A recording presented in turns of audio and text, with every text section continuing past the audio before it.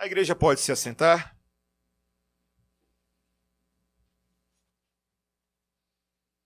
Irmãos, nessa noite nós estudaremos a palavra de Deus no livro de Lucas, capítulo 7, versículos 1 a 17.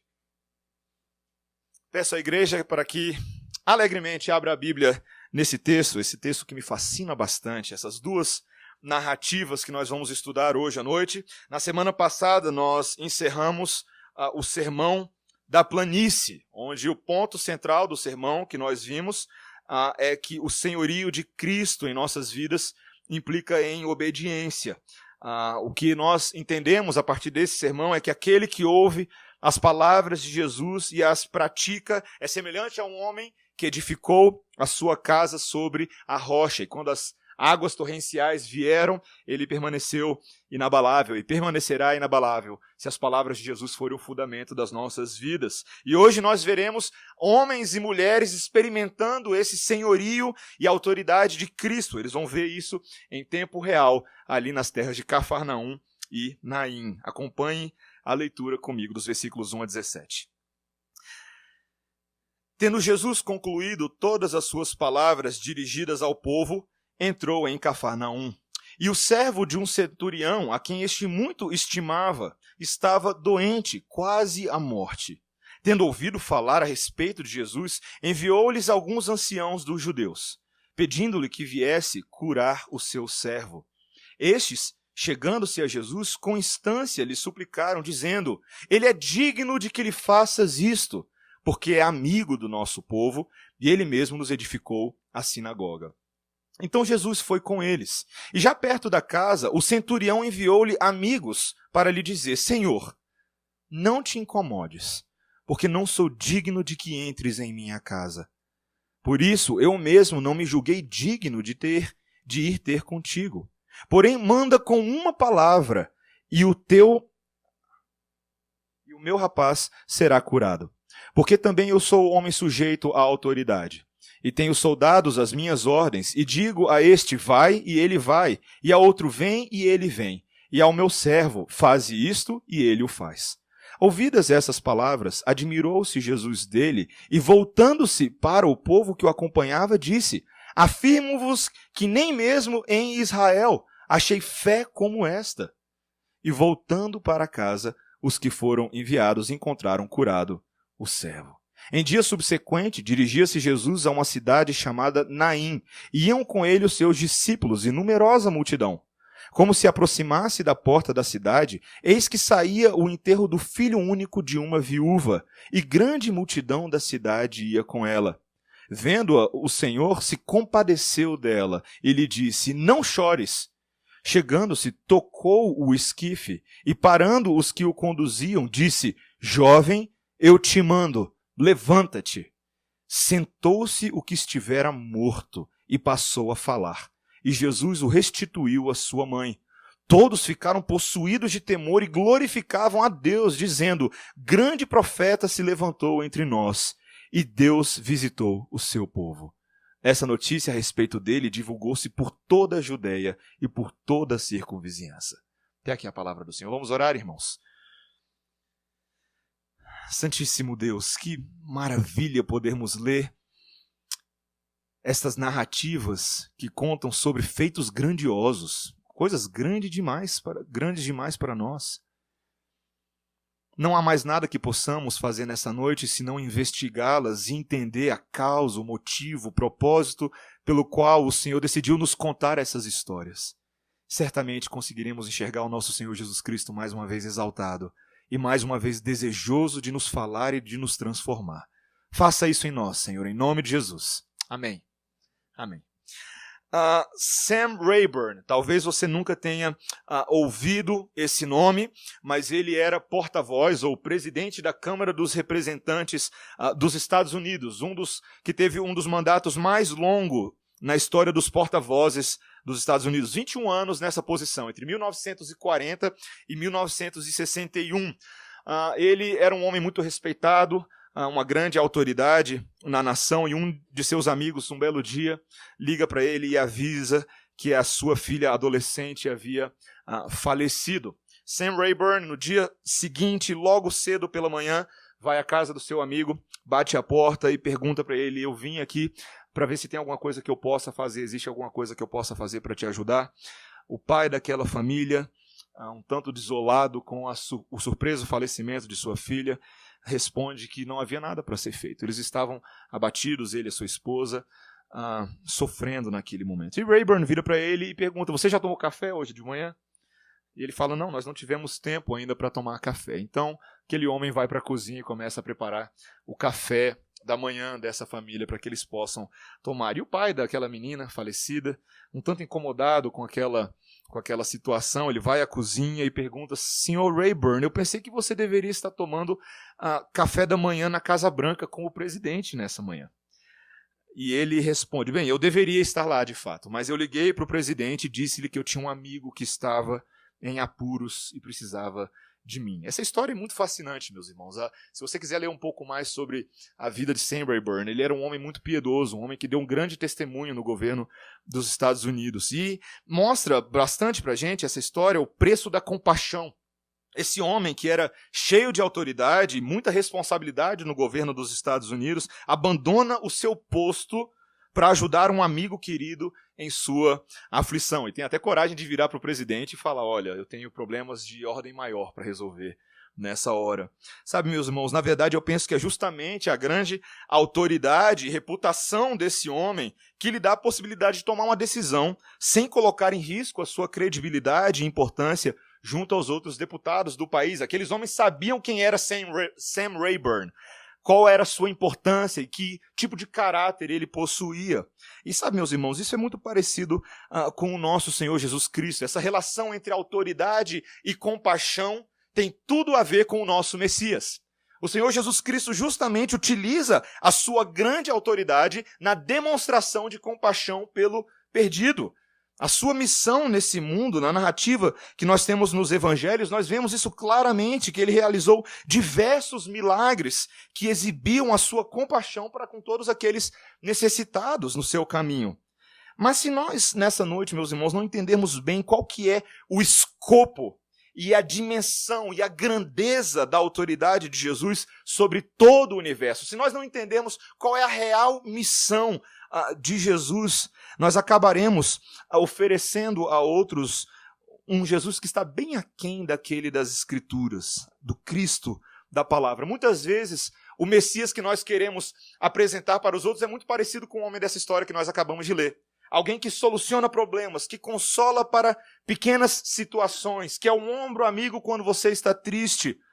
Mas o Senhor Jesus Cristo da palavra nessa noite, meus irmãos, é aquele que é dono sobre a morte e sobre a vida. Ele governa sobre absolutamente todas as coisas, sobre o destino eterno de todos os homens. É Ele quem possui poder real para mudar o curso da história dos homens. A sua ajuda, a solução que Ele provê é muito maior do que o que nós imaginamos. E essa história, ela nos ilustra e desenha para nós um quadro sobre a autoridade de Cristo, que nos versículos 1 a 10 vai ficar bem claro para nós que é uma autoridade que se estende sobre todos os tipos de pessoas em todos os lugares. E nos versículos 11 a 17 é uma autoridade que de fato se estende sobre a morte e sobre a vida. E eu espero que você fique tão fascinado com essas histórias quanto eu fiquei ao preparar este sermão durante essa semana. Essa narrativa que nós temos aqui, meus irmãos, ela também é registrada em Mateus 8, 5 a 13. Algumas das narrativas elas são exibidas em mais de um evangelho, mas aqui o ângulo de Lucas é muito interessante. A narrativa começa falando não de Jesus no versículo 2, quando depois ele ir para Canaã, mas de uma trágica doença que afligia um homem. Veja comigo o versículo 2 que está na palavra de Deus. E o servo de um centurião, a quem este muito estimava, estava doente, quase à morte. Um servo de um centurião romano, meus irmãos, se encontrava à beira da morte. Entretanto, esse homem que estava doente, o texto nos diz que ele era muito estimado, ele era muito querido pelo seu chefe, por esse oficial romano, que é retratado nesse texto como um grande humanitário. E você precisa entender que isso aqui é uma situação meio estranha. Porque talvez você não saiba, mas a palavra servo aqui não é apenas um servo qualquer, mas é a palavra para escravo. Este homem era um escravo, e não era muito comum que um oficial de Roma, de tanta importância, tivesse esse tipo de afeição por escravos, que eram considerados a camada mais desprezada na estrutura social daquele contexto e daqueles dias. Um centurião era um homem de muita importância, ele era encarregado de mais de 100 oficiais, de 100 homens sob os seus cuidados, mas esse centurião aqui é um homem diferenciado. É um homem que se compadece da situação dos seus escravos, dos seus servos, especialmente deste homem enfermo. E nós devemos começar desde já a admirar a compaixão desse centurião, o grande amor e cuidado dele para com aqueles que estão sob os seus cuidados. E o texto nos diz que no versículo 3, esse homem ouve falar a respeito de Jesus. As notícias estavam chegando em Cafarnaum, provavelmente a reputação, os sinais, os prodígios de Jesus. As pessoas estavam vindo, os cegos estão vendo. O que estava surdo agora ouve, os coxos estão andando. Aqueles que eram cativos e opressos por espíritos malignos agora estão livres. E essa notícia provavelmente chega aos ouvidos desse homem de que Jesus estava na cidade. Então ele decide enviar alguns dos anciãos dos judeus, é o que o texto nos fala no versículo 3 e 4. E esses homens eram uma espécie de juízes judaicos locais. Eles presidiam sobre as pequenas cidades da Galileia. E, mais uma vez, nós devemos achar que tem alguma coisa muito estranha. Porque como pode um centurião romano enviar judeus para falar em nome de um romano? Não mostra apenas que ele era bem estimado pelos seus servos, mas também pela comunidade local, pelos próprios judeus. O relacionamento entre os judeus e os romanos, se você conhece um pouco de história, não era um relacionamento muito bom. Os romanos eram os opressores, os conquistadores, e os judeus eram os oprimidos. De fato, essa era uma realidade cheia de conflito, mas aqui nós vemos esse homem tendo um excelente relacionamento com os judeus da sua jurisdição. E algo mais curioso ainda fica patente. Ele está chamando um judeu. O romano está chamando um judeu para cuidar dos seus servos. Isso seria totalmente inusitado entre os romanos. Não era algo muito corriqueiro, não era algo que eles viam todos os dias. Como é que poderia um oficial romano se rebaixar e recorrer a um judeu para lidar com seus problemas? Nós veremos o significado disso um pouco mais adiante. Mas veja, a reputação positiva desse homem era algo impressionante. Esses agentes que chegam a Jesus no versículo 4, basicamente dizem, veja, ele é um homem bondoso, que ama o nosso povo e ajudou a construir a nossa sinagoga. Por favor, ajude-o. Ele é amigo do nosso povo. Aquela sinagoga em Cafarnaum que eles congregavam, era a mesma sinagoga que Jesus já havia passado anteriormente, lá no capítulo 4, versículo 33. Depois você pode ver com calma. Nós precisamos reconhecer, meus irmãos, uma grande doutrina que está sendo apresentada nesse texto, que é a graça comum de Deus sobre ímpios. Note como este centurião, mesmo não sendo inicialmente reconhecido como alguém que pertencia ao povo de Deus, é alguém sobre quem a graça comum de Deus tem operado, de tal forma a trazer benefício para o povo de Deus. Você consegue notar isso no texto? Claramente. E, meus irmãos, a palavra de Deus nos deixa bem claro que nós devemos ser gratos a Deus por essas pessoas. Eu e você convivemos com esse tipo de gente todos os dias. Nós temos colegas de trabalho que são gentis e cooperadores, na verdade, que perguntam se a sua família vai bem, que te ajudam com as suas tarefas. Nós temos vizinhos atenciosos e zelosos com as necessidades alheias. Nós temos profissionais na sociedade que executam bem as suas responsabilidades e que são, inclusive, favoráveis ao povo de Deus. Toda vez que eu vejo um político querendo ajudar os evangélicos, eu sempre fico suspeito, sabe, se ele está querendo conseguir votos com isso. Muitas vezes estão. Mas outras vezes nós simplesmente vemos a bondade, o favor de alguns desses, querendo ajudar o povo de Deus. Isso é bom, nós devemos entender que Deus está favorecendo o seu povo, inclusive através do mundo. E nós devemos, não, meus irmãos, apenas sermos gratos a Deus por essas pessoas, mas rogar a Deus que as abençoe, que as alcance, que salve essas pessoas. Outro dia eu estava conversando com alguém que veio com aquele discurso, nossa, eu conheço uma pessoa que é quase crente, né? E eu sei o que ele estava falando. Não é que essa pessoa é crente por força própria, mas que o Senhor tem sido gracioso com ela, na mesma maneira como ele é gracioso com esse centurião romano que demonstra amor e cuidado pelo povo de Deus. nós devemos ter essas pessoas em alta estima, interceder em favor delas.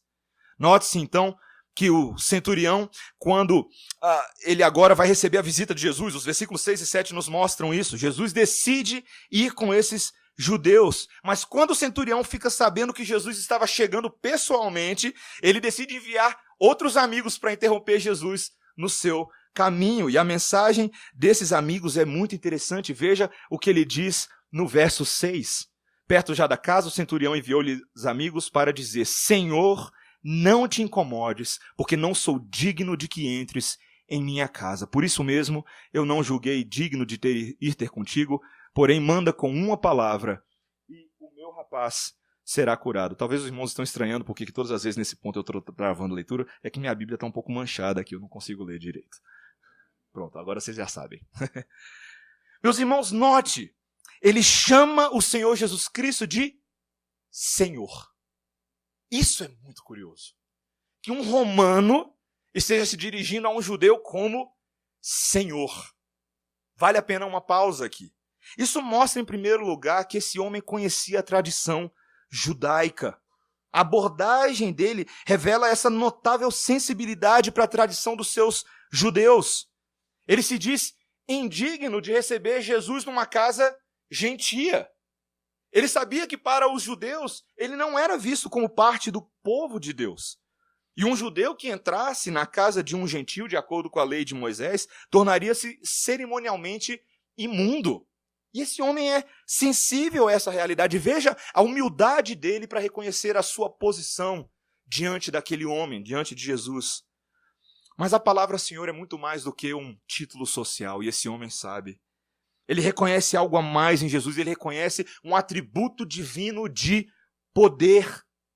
Note como ele percebe que a presença física de Jesus junto ao enfermo não era necessária.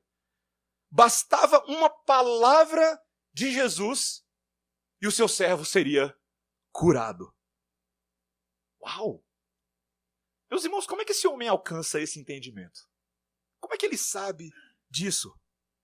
E a explicação que ele dá através da mensagem é uma explicação sobre autoridade. Ele entende a autoridade de Jesus e ele mesmo cria uma ilustração, uma metáfora, para mostrar como ele compreende isso. Veja o que ele vai falar nesse versículo seguinte, no versículo 8. Porque também eu sou um homem sujeito à autoridade, e tenho soldados às minhas ordens, e digo a este, vai, e ele vai, e a outro, vem, e ele vem, e ao meu servo, faze isto, e ele o faz. Meus irmãos, esse homem está identificando algo profundo a respeito de Jesus. Que a autoridade de Jesus é suficiente nas suas palavras. Quando ele manda, o universo obedece. Anjos obedecem. Anjos vão, anjos vêm. O Senhor Jesus Cristo, com o poder das suas palavras, governa toda a criação. Todas as coisas estão debaixo do seu poder. E esse homem reconhece essa verdade. O Senhor Jesus Cristo, soberano sobre os céus e a terra, fica impressionado com isso. Olha o que o texto fala. O próprio Senhor Jesus Cristo fica admirado. Versículo 9, ouvidas essas palavras, admirou-se Jesus dele. E voltando-se para o povo que o acompanhava, disse, afirmo-vos que nem mesmo em Israel achei fé como essa. Meus irmãos, ele conseguiu deixar o Senhor Jesus Cristo de cara. Isso é impressionante. Ele ficou genuinamente surpreso com a forma como esse homem se apresenta.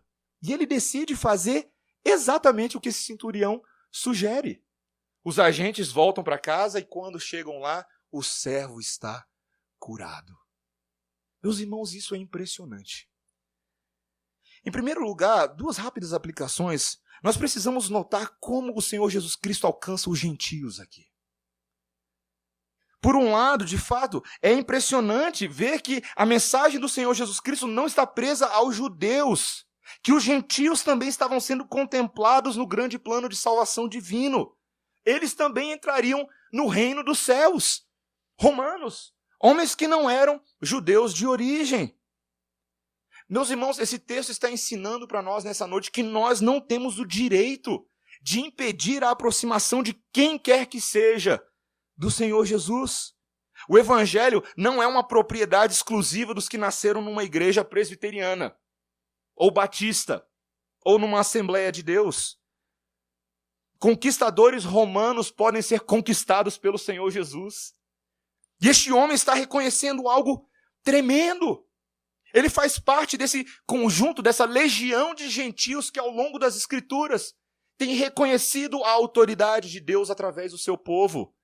Você se lembra certamente da rainha de Sabá, que fica impressionada com a sabedoria de Salomão e sai do seu trono para ir se sentar aos pés daquele homem, ouvir a sua sabedoria.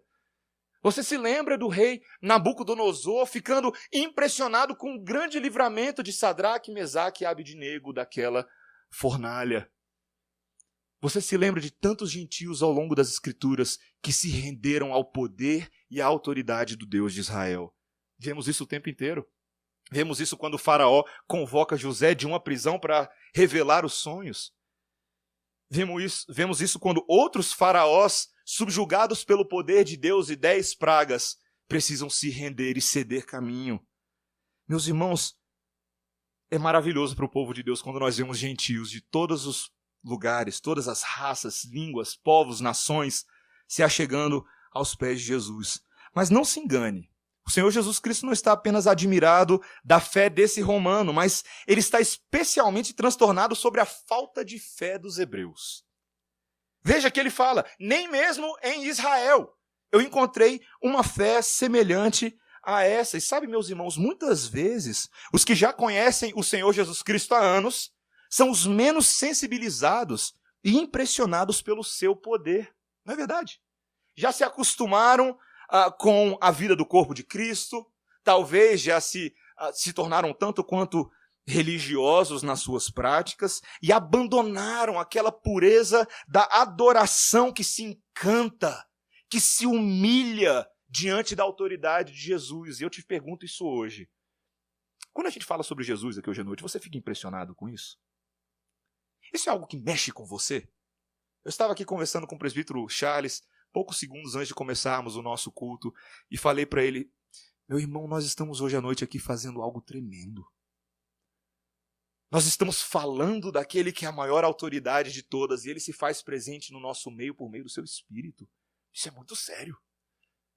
Será que nós, às vezes, já nos acostumamos tanto com isso, que às vezes precisamos ser constrangidos por aqueles que estão fora do pacto e dão mais valor ao pacto do que nós mesmos? Às vezes, não é verdade, nós temos amigos que têm mais admiração pelas palavras e pelo exemplo de Jesus, ainda que de forma distorcida, do que nós mesmos. Já perceberam que isso acontece?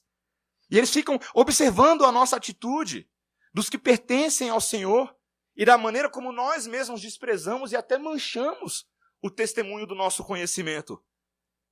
Ele olha para você falando palavrão, seu amigo de trabalho, e fala assim, ué, mas não é a sua igreja e o seu Deus que não fala que é errado falar palavrão? Ele olha para a nossa vida, moralmente, tantas vezes devassa, sem preocupação com a lei de Deus, e fala, tem alguma coisa estranha com esse cabra aí. Olha para namoros escandalosos, muitas vezes mais presentes entre cristãos do que ímpios. Casamentos mais destruídos e filhos mais desordeiros entre cristãos do que entre aqueles que não conhecem o Senhor. Queridos, tantas vezes o Senhor precisa utilizar pedras nesse mundo para nos falar, para nos lembrar de quem nós somos, a quem nós pertencemos e a alegria que possuímos. Nós precisamos aprender com esse centurião, meus irmãos. O centurião romano está nos pregando nessa noite. Falando em alta voz, ele reconhecia que a sua autoridade romana, ainda que proeminente entre os homens, não era nada comparada do Deus eterno.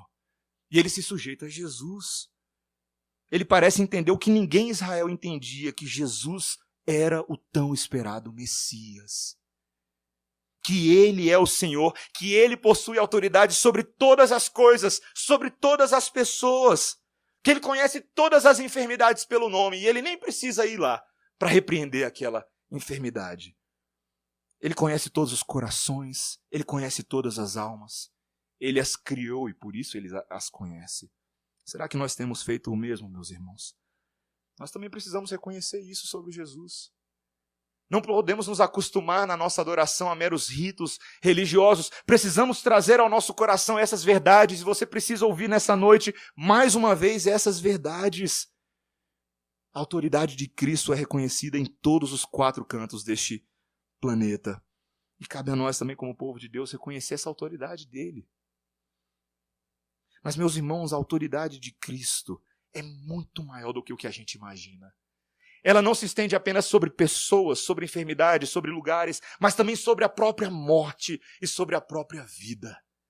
Olha o que os versículos seguintes, o final dessa narrativa de hoje para a gente, quando o Senhor Jesus Cristo segue agora para Naim, versículo 11. Em dia subsequente dirigia-se Jesus a uma cidade chamada Naim, e iam com ele os seus discípulos e numerosa multidão. Como se aproximasse da porta da cidade, eis que saía o enterro do filho único de uma viúva, e grande multidão da cidade ia com ela. Meus irmãos, outra tragédia. Outra situação trágica, e dessa vez parece que o Senhor Jesus Cristo chegou tarde. Parece que dessa vez... Tarde, né? Tá, entre aspas. Espero que vocês entendam isso. Essa multidão está numa carreata, saindo da cidade, seguindo para o funeral desse jovem, o filho único de uma viúva, cuja vida lhe fora tomada, lhe fora roubada ainda tão cedo. A cena é muito triste, meus irmãos. Lágrimas provavelmente rolando pelo rosto abaixo dessa multidão. E essa mulher talvez absolutamente amargurada. Meus irmãos, eu leio histórias como essa na Bíblia e eu penso que existem dores que eu não quero nunca passar na vida. Eu não entendo qual deve ser a dor de uma mulher cujo marido já faleceu e o seu único filho também venha a falecer. Abandonada, sem ter um centurião romano para se compadecer dela. Mas ela não precisa, meus irmãos, porque ela tem o próprio Jesus para se compadecer dela. O texto nos diz que Jesus se compadeceu dela. Ele olhou, ele nem conhecia essa mulher antes, ele se depara com ela pela primeira vez, ele olha e ele se compadece dela, e ele lhe diz, não chores. Meus irmãos, todas as vezes na Bíblia que o Senhor Jesus Cristo fala não chores, se prepara. É a preparação, é o prenúncio, é o trailer de um grande milagre que vai acontecer. E essas palavras são maravilhosas. O Senhor Jesus Cristo vai fazer alguma coisa, então o Senhor Jesus Cristo decide parar aquela multidão. Ele interrompe aquele cerimonial, aquele funeral. Ele toca no esquife onde aquele rapaz se encontrava. Era uma tábua que servia como uma espécie de caixão aberto, usada para levar os cadáveres para fora da cidade, para o seu sepultamento. Ele toca naquele esquife e com a sua voz, ele comanda, levanta-te. E meus irmãos, algo nunca antes visto na história deste país acontece. Imediatamente aquele rapaz se assentou e se pôs a falar. Meus irmãos, eu fico pensando o que esse rapaz começou a falar. Tem coisas na Bíblia que não criam uma curiosidade em nós. Esse homem se senta e passa a falar blá, blá, blá, blá, blá, blá. Pensa no susto dessa multidão, meu irmão. Pensa no susto dessa multidão. Completamente surpreendidos por algo que a ciência daquele tempo, o bom senso daquele tempo não poderiam atestar. Aquele rapaz estava morto, e o fato dele estar falando, meus queridos, é a prova de que o Senhor Jesus Cristo não estava realizando um truque de manipulação de cadáveres, que ele estava fazendo uma espécie de ventríloco com aquele menino. Não, ele estava falando. E o texto nos diz que o Senhor o restituiu à sua mãe. Aquilo que estava perdido foi encontrado novamente. Meus irmãos, que cena arrepiante. Que cena sobrenatural. E a maneira como Lucas decide contar que isso aconteceu, as palavras que ele utilizou são muito semelhantes às palavras da Septuaginta de 1 Reis 17 a 23. Não precisa abrir lá. Mas é o texto que conta sobre uma outra ressurreição, realizada por uma outra pessoa, o profeta Elias, que passou um tempo na casa da viúva de Sarepta. Talvez você se lembre dessa história, porque recentemente eu compartilhei sobre ela. Naquela ocasião, milhares de séculos antes, Elias, o profeta, num tempo de seca, num tempo de fome na terra, encontrou a casa dessa viúva que ele acabou ajudando fazendo um milagre da multiplicação da farinha e do azeite. Mas logo após aquele milagre, o filho dessa mulher veio a adoecer subitamente, de repente. E aquela mulher ficou completamente amargurada porque o filho dela morreu, de repente.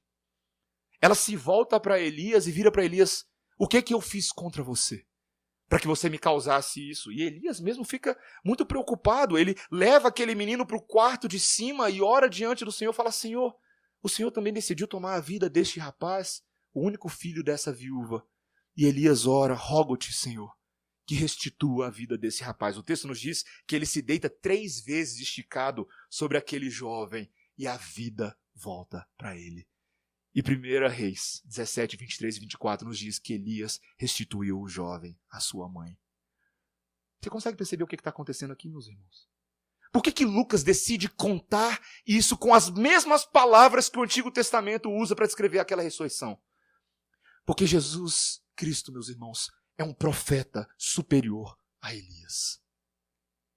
O povo reconhece isso, veja. Versículo 16, todos ficaram possuídos de temor e glorificavam a Deus, dizendo: grande profeta se levantou entre nós e Deus visitou o seu povo. Essa notícia se espalhou, meus irmãos, por toda a Judéia e por toda a circunvizinhança. Queridos, entendam uma coisa, não é todo dia que uma pessoa ressuscita dos mortos. Mas a entrada de Jesus neste mundo, a visita de Deus ao seu povo, é uma visita diferenciada. Jesus não é mais um milagreiro, Jesus não é mais qualquer pessoa, Jesus é alguém que traz vida sobre a morte. Essa é a autoridade de Jesus, meus irmãos. Ele possui autoridade sobre a própria morte, não apenas comandando que a morte faça aquilo que ele ordena, mas ele mesmo tendo ressuscitado dentre os mortos. Você se lembra disso? Como isso aconteceu? Não estamos falando, meus irmãos, quando falamos da ressurreição de Jesus, não estamos falando de um evento que ficou restrito a um grupo de pequenininho de pessoas cuja credibilidade é questionável, cuja mensagem é ambígua, a gente sabe ou não, a gente fica meio em dúvida. Não! Ele foi morto na frente de várias pessoas e foi visto por várias pessoas também. 1 Coríntios 15 nos lembra que ele foi visto por uma multidão de quase 500 pessoas. Ficou entre os seus discípulos por aproximadamente 40 dias antes de subir aos céus. Meus irmãos, estamos falando de eventos históricos e cientificamente testificados nas Escrituras. Queridos, crer que Jesus ressurgiu dos mortos, que ele tem poder sobre a morte, é essencial para a fé cristã.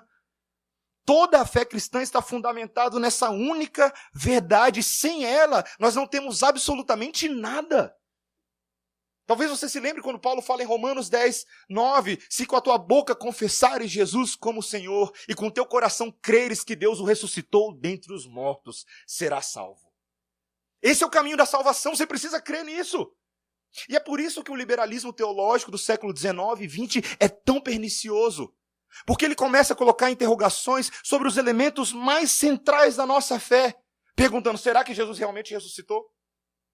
Será que é realmente necessário que nós acreditemos nisso para sermos verdadeiros cristãos? Sabe, meus irmãos, isso não é uma heresia nova, não. O apóstolo Paulo teve que lidar com esse problema lá atrás, na sua interação com a igreja de Corinto. No texto que nós lemos hoje pela manhã, hoje à noite, o texto da leitura bíblica alternada, eu peço a você que abra rapidamente lá em 1 Coríntios, capítulo 15, versículo 12. Abra. Note como Paulo teve que lidar com esse problema.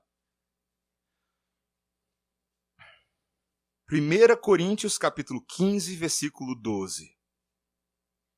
Perceba o que a palavra de Deus fala. Eu peço a você que preste bastante atenção nessa hora, bastante atenção.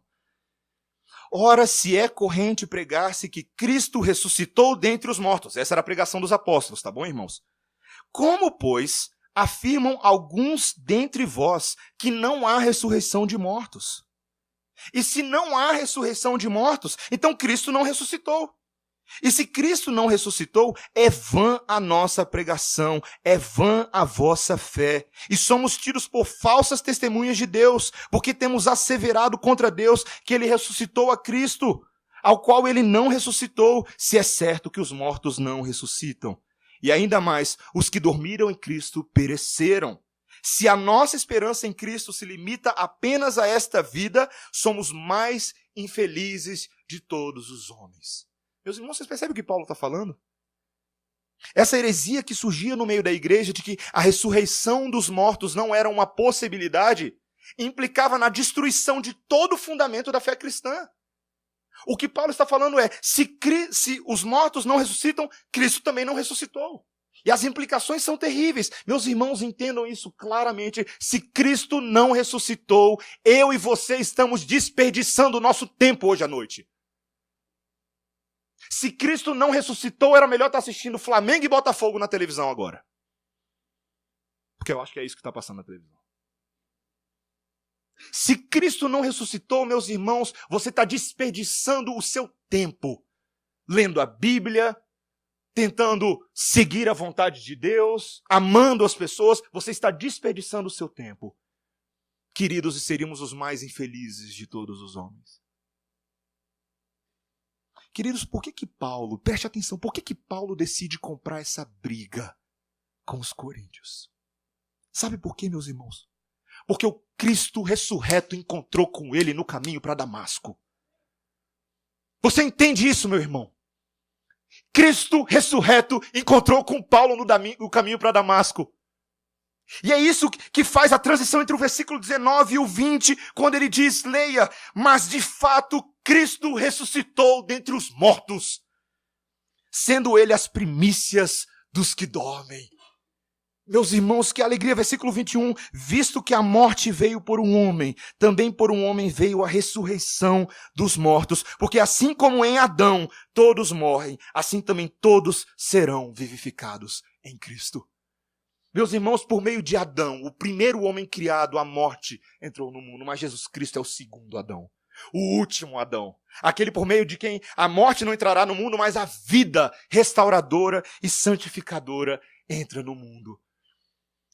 Deixa eu te explicar uma coisa bem claramente, o que o Senhor Jesus Cristo quer nos ensinar hoje à noite.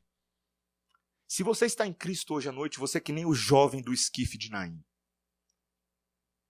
Se você está em Cristo hoje à noite, ele tocou naquele esquife e você se sentou e começou a falar que nem um tagarela. Se você está em Cristo hoje, você pode se alegrar nessa esperança, não porque você vai ser ressuscitado um dia, mas porque você já em Cristo, já usufrui da ressurreição hoje, meu irmão. Hoje, minha irmã. Pula para o versículo 54. Olha o que ele fala lá na frente no versículo 54. Quando este corpo corruptível se revestir de incorruptibilidade, e o que é mortal se revestir de imortalidade, então se cumprirá a palavra que está escrita, tragada foi a morte pela vitória. Versículo 55, e esse aqui está em negrito na minha Bíblia. Onde está a morte? Está, ó morte, a tua vitória? Onde está, ó morte, o teu aguilhão? Paulo está basicamente citando aqui a palavra de Deus e falando, desafiando a morte, cadê a tua vitória? Cadê o teu aguilhão? Meus irmãos, sabe por que esse desafio do povo de Deus é tão certeiro? Porque a morte não tem nada para apresentar. Ela não tem vitória nenhuma da qual se gabar. Versículo 56, o aguilhão da morte é o pecado, e a força do pecado é a lei. Graças a Deus que nos dá a vitória por intermédio de nosso Senhor Jesus Cristo. Eu sei que está soando meio pentecostal, mas é a palavra de Deus, o que eu posso fazer? É a palavra de Deus. Paulo está encerrando a carta de Coríntios dessa maneira, com alegria, meus irmãos.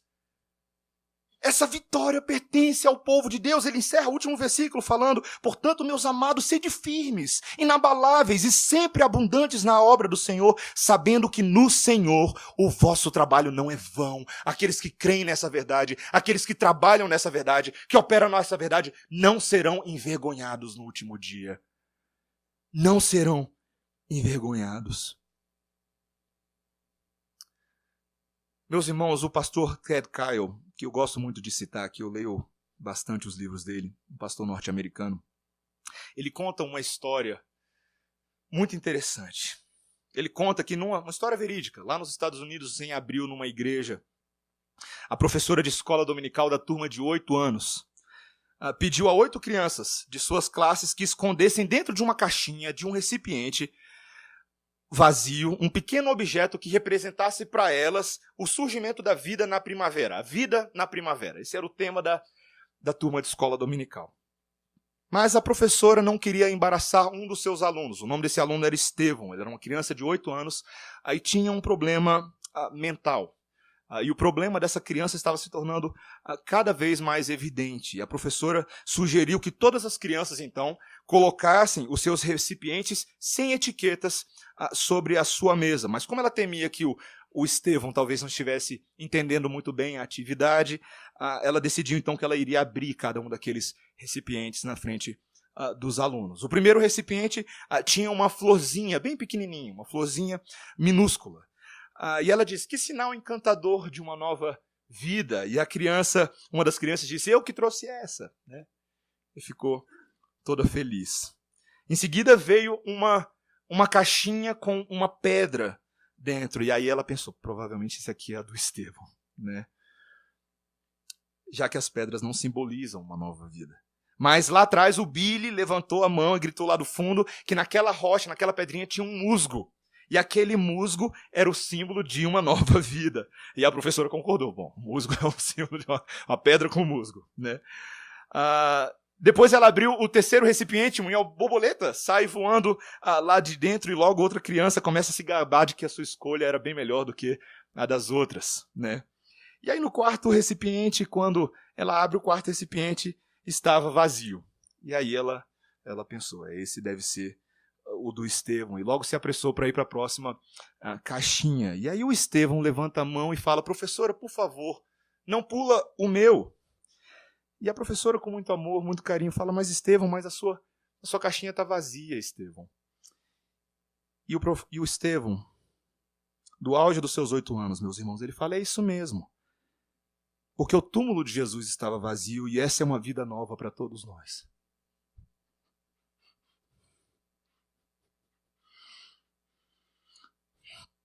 Naquele verão, meus irmãos, mais tarde, a situação do menino piorou e ele veio a falecer. E no caixão, no funeral dele, os seus amiguinhos, seus 7 amiguinhos, colocaram 8 recipientes vazios. Meus irmãos, o túmulo de Jesus está vazio. Se você for lá agora, está vazio. Porque ele ressuscitou e ele reina. Ele é a vida. E todo aquele que crê nele não será decepcionado. Um dos meus cânticos favoritos de todos os tempos fala, Deus enviou o seu Filho amado para me salvar e perdoar, na cruz morreu por meus pecados e vivo, mas ressurgiu e vivo com o Pai está. Porque ele vive, eu posso crer no amanhã. Porque ele vive, temor não há. Mas eu bem sei que a minha vida está nas mãos do meu Jesus que vivo está. Amém? Vamos orar, irmãos. Senhor Deus, nessa noite essa igreja quer te exaltar porque o túmulo está vazio. Porque nós podemos nos abraçar nessa realidade, podemos agarrar nela, e aqueles que se agarram nela não serão envergonhados. Paulo sabia disso, os apóstolos sabiam disso, eles conviveram com Jesus e o viram, mas bem-aventurado aqueles que mesmo não o vendo, creem nessa verdade. E nessa noite nós cremos nela, Senhor. Nós queremos afirmar para os nossos próprios corações e pedir que o Teu Santo Espírito nos ajude a compreender a dimensão da Tua autoridade. Tu és Deus sobre todos, sobre todas as coisas, sobre a morte e sobre a vida. Obrigado pelos relatos inspirados pelo Espírito Santo de Lucas, o médico, que nos lembra nessa noite de que neste Deus nós podemos confiar. Em nome de Jesus. Amém.